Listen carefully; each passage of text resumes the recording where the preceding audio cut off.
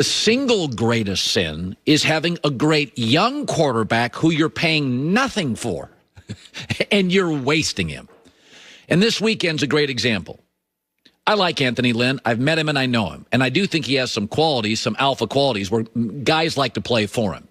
But this weekend's a great example. The Chargers are an underdog at home to the Patriots.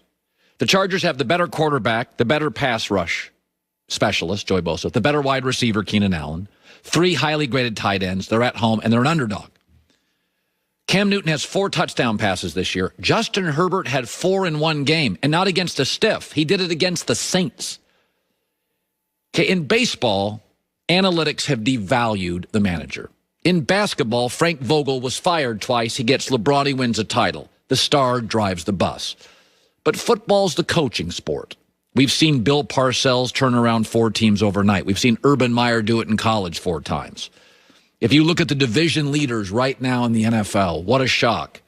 Mike Tomlin, Pete Carroll, Andy Reid, Sean Payton, the highly respected young Sean McDermott. It's mostly great coaches. Many of the wild card spots are filled with really high-end coaches. Brian Flores appears to be really, really good. The Chargers cannot roll the dice with a coordinator here.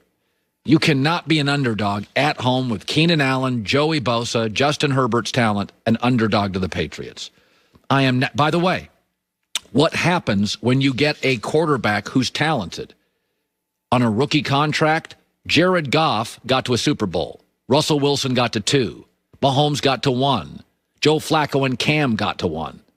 The Eagles actually got to 1 because they were paying Wentz nothing and Foles nothing. The sin in the NFL, you've got a great quarterback. He's young, and you're not paying him anything. You do not roll the dice on coordinators. You got to go get a coach. Urban Meyer, Brian Kelly, Bill Belichick, whatevs. You got to get a coach because the Chargers should absolutely not be underdogs to the rebuilding Patriots this weekend, and they are. Joy Taylor with the news. No. Turn on the news. This is the Herd Line News.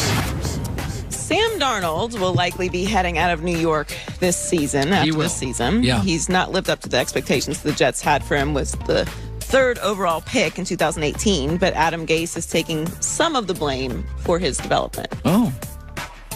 I came here to help him develop his career, and we haven't been able to do that. We need to do things well, around him. But at the same time, it's on me to get him to play better than what he's played. And, right so far, I haven't done a good enough job. Sam Darnold hasn't thrown a passing touchdown in his past 142 attempts, which is the longest active streak in the NFL. That's not great.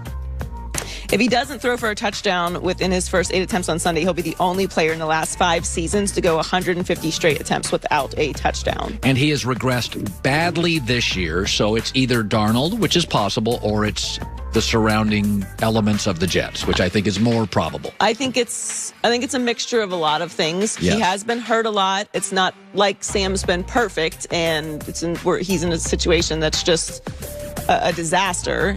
Obviously, they don't have the players, or they wouldn't be in this situation. He doesn't play both sides of the ball, so it's not like they have this amazing defense who's able to keep them in games and the offense is blowing it. Like, they're not a great team. They're the worst team in the NFL by far, and we know that. He's also very reckless, though. Some of these injuries are on Sam. He's very reckless. They don't have a running game.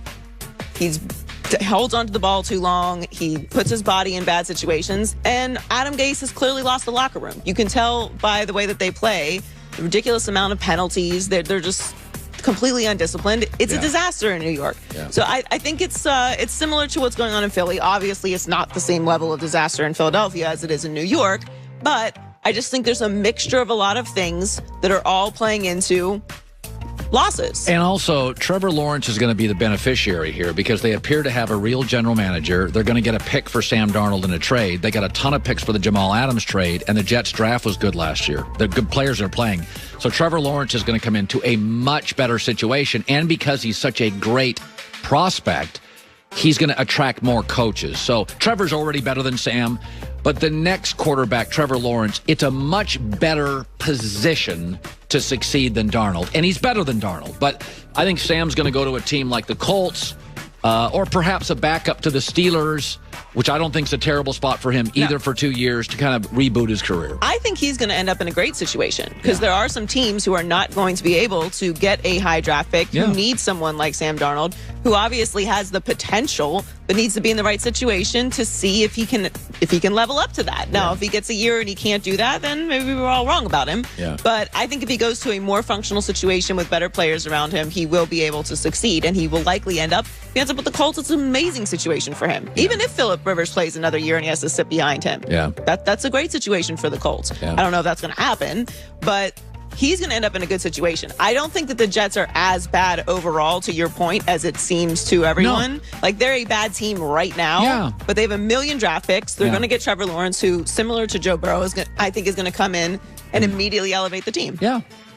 So Seahawks wide receiver Josh Gordon has been conditionally reinstated by the NFL for the final 2 weeks of the season. He'll be able to join the team on December 9th and take part in team meetings and individual workouts if he passes COVID protocol and can return to practices on December 21st. He will then be eligible to play in the last 2 regular season games against the Rams and the 49ers. I got to tell you, Joy, Seattle, between Carlos Dunlap, Jamal Adams being healthy, Josh Gordon and Chris Carson coming back, I'm not so sure this isn't. This Seattle team is really interesting suddenly. Really, really talented suddenly. I've liked Seattle all year. My question was the same as yours. Is the defense going to be able to hold up? It's not the same as it once was. Looks good in the last 2 weeks. Sometimes we get caught up in the idea of what a team is because of what they have been for so long and kind of forget that those players are not still there. Right. And those players make up the DNA of that team. So they've completely redone their defense. Yeah. They looked great. Yeah. And I'm with you. I think this is a nice addition. I mean, they obviously aren't. This isn't a position that they're hurting at. But why not? Josh Gordon has amazing talent. If they can have him for the last 2 games of the season into the playoffs, it's a great situation for them. Listen, we always know the worst month for Belichick has historically been September. So we know what you initially appear as, you don't necessarily end the year as. Well, like Belichick is 69, Pete Carroll's 69. These veteran NFL coaches do a good job to change certain narratives and truths. I think Seattle has done the best job in the league at finding a weakness and not only kind of bondoing it and band-aiding it, literally solved it. They have the most sacks in the league in the last month, 5 more than second place. So like Seattle's issue is not only no longer an issue, it has become kind of